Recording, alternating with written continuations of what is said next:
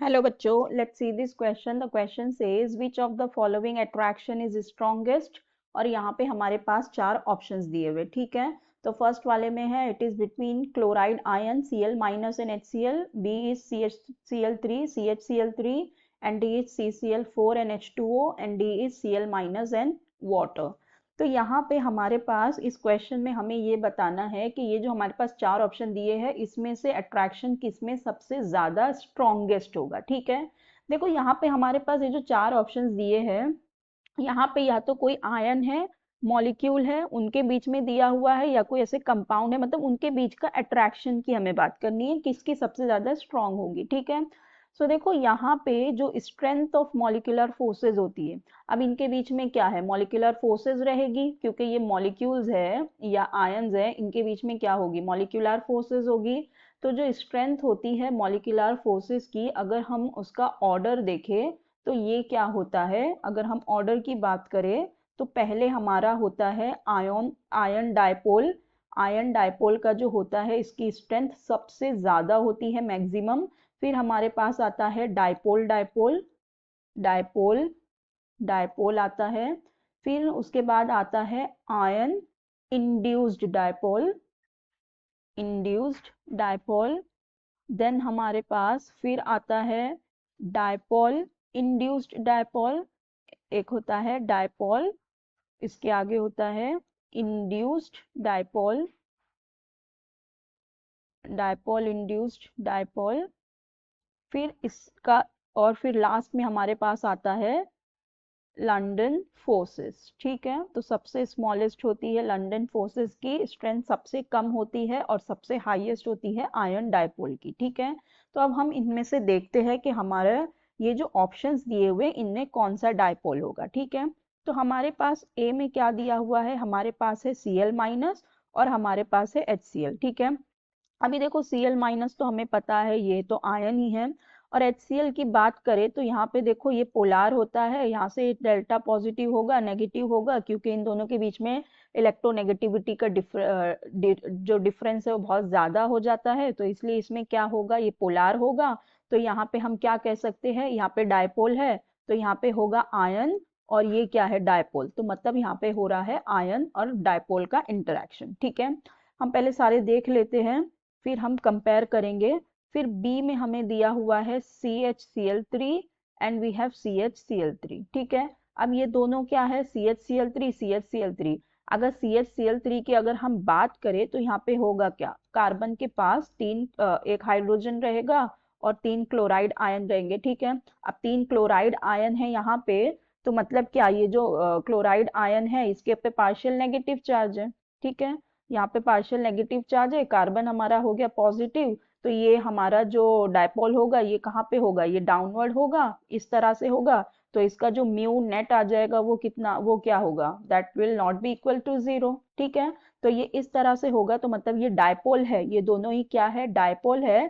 तो यहाँ पे ये क्या है, डायपोल डायपोल की इंटरेक्शन है, ठीक है। यहाँ पे है डायपोल डायपोल की इंटरेक्शन।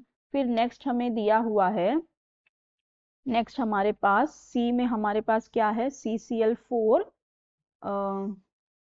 सी है ना हमारा, हाँ। सी में हमारे पास है CCl4 carbon tetrachloride and water है। अब देखो जो कार्बन टेट्राक्लोराइड है इसके अंदर चारों ही क्या है, हमारे पास क्लोरीन है, ठीक है। तो यहाँ पे ये इस तरह से क्लोरीन है, तो यहाँ पे इन सब के पास पार्शियल नेगेटिव चार्ज है। तो अब यहाँ पर भी क्लोरीन है, तो ये एक इस तरह की डायरेक्शन में है, बाकी ये यहाँ पे है, नीचे की तरफ है। तो अगर हम यहाँ पे देखेंगे तो जो हमारा नेट डायपोल है वो क्या हो जाएगा, जीरो आ जाएगा, they will cancel out each other. तो यहाँ से ये क्या हो जाएगा, ये नॉन पोलर हो जाएगा, ठीक है। ये हो गया हमारा नॉन पोलर। और वाटर का तो हम जानते ही है, वाटर क्या होता है, पोलर होता है, उसके अंदर डायपोल होता ही है। तो अब यहाँ पे ये क्या हो जाएगा, ये होगा, ये हो जाएगा डायपोल, राइट। वाटर में तो डायपोल रहेगा ही ना, क्योंकि अगर हम H2O देखें तो ये इस तरह से होता है, तो ये नेगेटिव है ये पॉजिटिव है, ठीक है।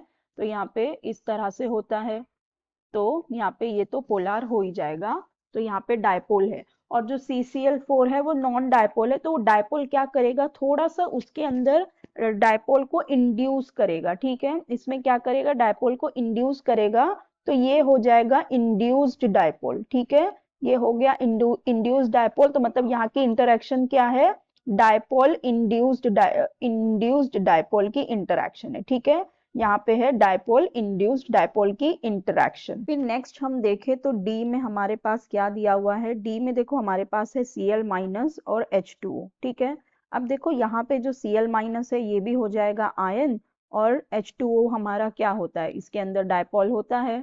ठीक है, H2O हो जाएगा डायपोल। तो ये हो गया आयन और डायपोल का इंटरेक्शन। ठीक है, तो देखो अगर हम हमारा ये स्ट्रेंथ के ऑर्डर से चेक करें तो सबसे ज्यादा किसकी होती है, आयन डायपोल की होती है। और हमें सबसे स्ट्रॉन्गेस्ट पूछा हुआ है, तो मतलब जो आयन डायपोल है उसकी होगी। तो देखो यहाँ पे हमारे पास दो आयन डायपोल आ गए, ए और डी।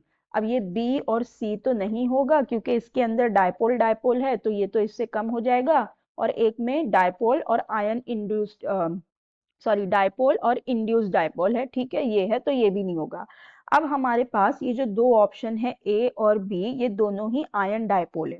अब ये होता है, क्वेश्चन है कि इन दोनों में से कौन होगा। तो अगर हम यहाँ पे देखें तो आयन तो हमारा दोनों ही जगह सेम है, राइट। और यहाँ पे अगर हम डायपोल जो दिया हुआ है, यहाँ पे है HCl और यहाँ पर है H2O। ठीक है, अब HCl में जो हमारा सेंट्रल एटम है वो है क्लोरीन, और जो H2O में हमारा सेंट्रल एटम है वो कौन है, ऑक्सीजन। ठीक है, और अगर हम ऑक्सीजन और क्लोरीन के बीच में देखें इलेक्ट्रोनेगेटिविटी के टर्म से, ठीक है, अगर हम बात करें इलेक्ट्रोनेगेटिविटी के टर्म से, तो हमें पता है कि जो ऑक्सीजन होता है that will be more electronegative. Oxygen क्या होता है हमारा, ये ज्यादा इलेक्ट्रोनेगेटिव होता है क्लोरीन से। तो इसका मतलब ये वाला जो डायपोल होगा, इसका जो स्ट्रेंथ होगा that will be more than this dipole. क्योंकि यहाँ पे देखो आयन क्लोरीन है, और यहाँ के इसमें जो डायपोल है ये भी जो नेगेटिव चार्ज वाला है ये भी क्लोरीन ही है। लेकिन एज कंपेयर टू दिस, यहाँ पे क्लोरीन के साथ किसका इंटरेक्शन हो रहा है, ऑक्सीजन को हो रहा है, और oxygen is very much electronegative. यहाँ पे इलेक्ट्रोनेगेटिव का डिफरेंस इतना नहीं होगा, यहाँ पे इलेक्ट्रोनेगेटिविटी का डिफरेंस होगा। तो मतलब क्या होगा कि ये वाला जो आयन डायपोल होगा इसका स्ट्रेंथ बहुत ज्यादा होगा और ये स्ट्रॉन्गेस्ट होगा। सो इसलिए जो हमारा करेक्ट ऑप्शन है वो क्या हो जाएगा, option D. So I hope you understood it well. Best of luck, thank you.